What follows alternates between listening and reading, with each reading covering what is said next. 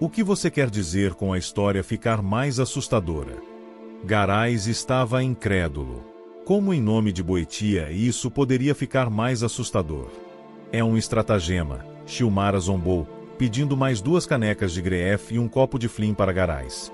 Quão pior pode ficar uma história que destaca canibalismo, abuso de escravos e a colocação regular de carcaças de animais em decomposição?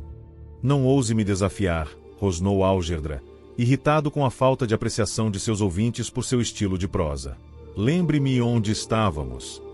Arslicoan é o dono de uma fortaleza sitiada por nórdicos selvagens e canibais, disse Shilmara, mantendo uma cara séria.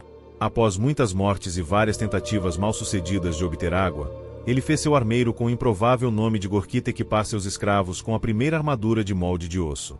Um deles finalmente voltou com um pouco de água. Era apenas um jarro de água, disse Álgerdra, recostando-se na cadeira e continuando a história.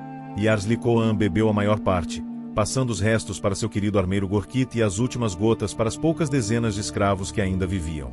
Era quase o suficiente para sustentar a saúde e o bem-estar.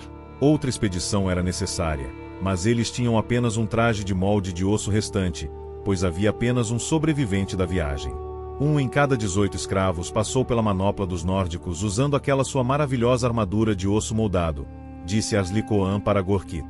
E 1 só pode carregar água suficiente para 1. Portanto, matematicamente, como temos, contando você e eu, 56 pessoas restantes na fortaleza, precisamos de armadura para 54. Como já temos 1, você só precisa fazer 53 para fazer o total. Dessa forma, 3 voltarão, com água suficiente para você e eu e quem estiver em melhores condições para participar. Não sei o que faremos depois disso, mas se esperarmos, não teremos escravos suficientes para buscar água para nem mesmo alguns dias.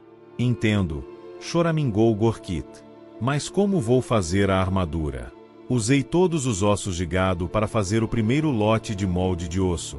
Arslicoan deu uma ordem que Gorkit obedeceu com medo. Em 18 horas.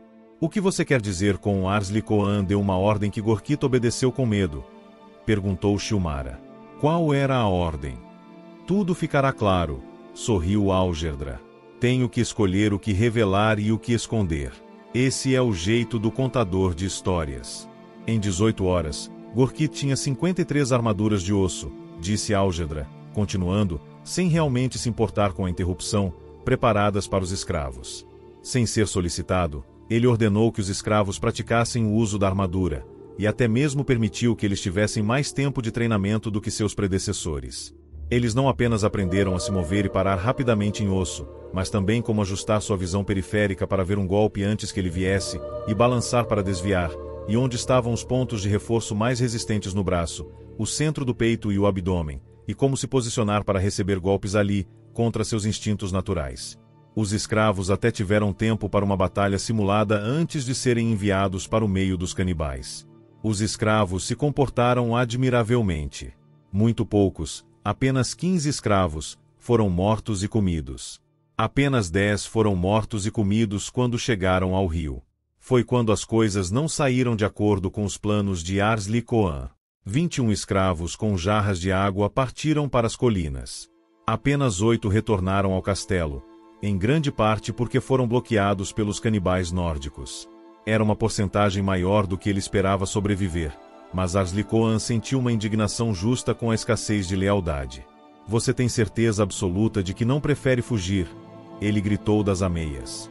Finalmente, ele permitiu que os sobreviventes entrassem. 3 foram mortos esperando o portão abrir. Mais 2 morreram quase ao pisar no pátio. Um estava delirando, andando em círculos, rindo e dançando antes de desmaiar de repente. Isso significava 5 jarros de água para 4 pessoas, os 2 escravos sobreviventes, Arslicoan e Gorkit. Como senhor do feudo, Arslicoan pegou o jarro extra, mas ele era democrático com os outros. Você está certo, Garais franziu a testa. Essa história está ficando cada vez mais assustadora. Espere só, sorriu Álgerdra. Na manhã seguinte, Álgerdra continuou. Arslicoan acordou em uma fortaleza perfeitamente imóvel e silenciosa. Não havia murmúrios nos corredores, nenhum som de trabalho duro no pátio. Ele se vestiu e examinou a cena. Parecia que a fortaleza estava completamente deserta. Arslicoan caminhou até os aposentos do armeiro, mas a porta estava trancada. Abra, disse Arslicoan, pacientemente. Precisamos conversar. 30 dos 54 escravos conseguiram chegar ao rio e pegar água. É verdade que alguns fugiram, e alguns não sobreviveram porque eu precisava corrigir a inconstância deles, mas matematicamente, essa é uma taxa de sobrevivência de 55%. Se você, eu e os 2 escravos restantes fizermos a próxima corrida até o rio, nós 2 sobreviveremos. Zilian e Gelo partiram ontem à noite com suas armaduras, gritou Gorklite através da porta. Quem são Zilian e Gelo? Os 2 escravos restantes. Eles não existem mais. Bem, isso é irritante, disse Arslicoan.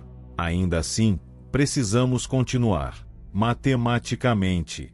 Ouvi algo ontem à noite, choramingou Gorklite com uma voz engraçada. Como passos, só que diferentes, e eles estavam se movendo através das paredes. E havia vozes também. Elas pareciam estranhas, como se não pudessem mover suas mandíbulas muito bem, mas eu conhecia uma. Arslicoan suspirou, fazendo a vontade do seu pobre armeiro. E quem era? Pônei. E quem é Punik? Um dos escravos que morreu quando os nórdicos envenenaram nossa água. Um dos muitos, muitos escravos que morreram, e nós fizemos uso dele. Ele sempre foi um sujeito legal e tranquilo, é por isso que notei sua voz acima de todas as outras. Gorklite começou a soluçar. Eu entendi o que ele estava dizendo. O que foi o quê? Perguntou Arslicoan com um suspiro. Devolvam meus ossos, gritou a voz de Gorklite. Houve silêncio por um momento, e então mais soluços histéricos. Eu vi isso chegando, riu Shilmara. Não havia mais nada a ser feito com o armeiro por enquanto, disse Algedra, um pouco irritado com as interrupções regulares. Então Arslicoan despiu um dos escravos mortos de seu traje de osso e o vestiu. Ele praticou no pátio, impressionando-se com sua armadura natural confortavelmente com peso médio. Por horas, ele lutou boxe, fintou, desviou, correu, pulou, saltou e geralmente se divertiu. Quando se sentiu cansado, ele se retirou para a sombra e tirou um cochilo. O som da trombeta do rei o acordou assustado.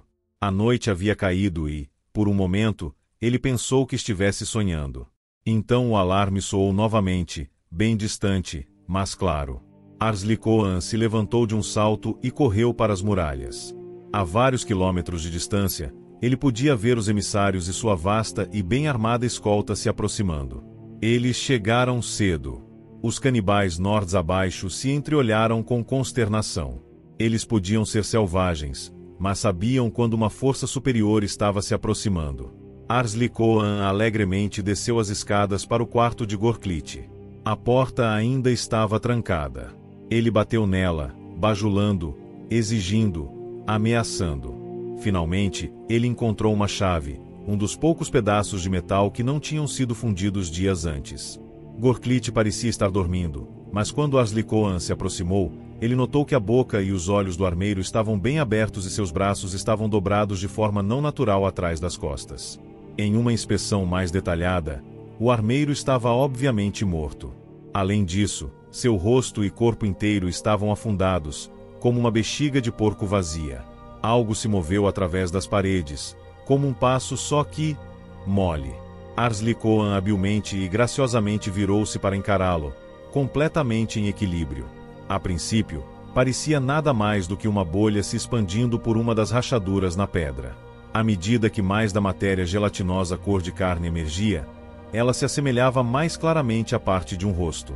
Um rosto flácido, quase sem forma, com uma sobrancelha baixa e um maxilar frouxo e sem dentes. O resto do corpo escorria pela rachadura, um saco macio de músculos e sangue. Atrás de Arslicoan e ao lado, havia mais movimento, mais escravos surgindo pelas rachaduras na pedra. Estavam todos ao redor dele, estendendo a mão. Devolva-nos, gemeu Punik, sua língua rolando sobre seu maxilar pendurado. Devolva-nos nossos ossos. Arslicoan começou a arrancar seu molde de osso, jogando-o no chão. 100 figuras, mais, se juntaram na pequena câmara. Isso não é suficiente. Os canibais já tinham ido embora quando os emissários do rei chegaram aos portões de Ars-Licoan. Eles não estavam ansiosos por essa visita. Era melhor, eles pensaram filosoficamente, começar com o pior dos nobres do rei, para terminar bem a viagem. Eles soaram o alarme mais uma vez, mas os portões não se abriram. Não havia som algum vindo da fortaleza de Ars-Licoan. Levou algumas horas para obter acesso. Se os emissários não tivessem trazido um acrobata profissional com eles para entretenimento, poderia ter levado mais tempo. O lugar parecia estar abandonado. Eles revistaram cada cômodo, até que finalmente chegaram ao armeiro. Lá eles encontraram o mestre da mansão, dobrado cuidadosamente, pernas atrás da cabeça, braços atrás das pernas, como um vestido fino. Nenhum osso em seu corpo. A primeira parte da sua história foi um completo absurdo, gritou Shilmara. Mas agora não é verdade em nenhum nível. Como o molde de osso poderia ser feito novamente se o armeiro que o inventou morreu antes de poder contar a alguém como ele fez isso? Eu disse que esta foi a primeira vez que ele foi criado, não a primeira vez que as pessoas aprenderam o ofício. E quando foi que alguém ensinou o ofício a outra pessoa pela primeira vez? Perguntou Garais. Isso, meus amigos, respondeu Algerdra com um sorriso sinistro. É uma história para outra noite.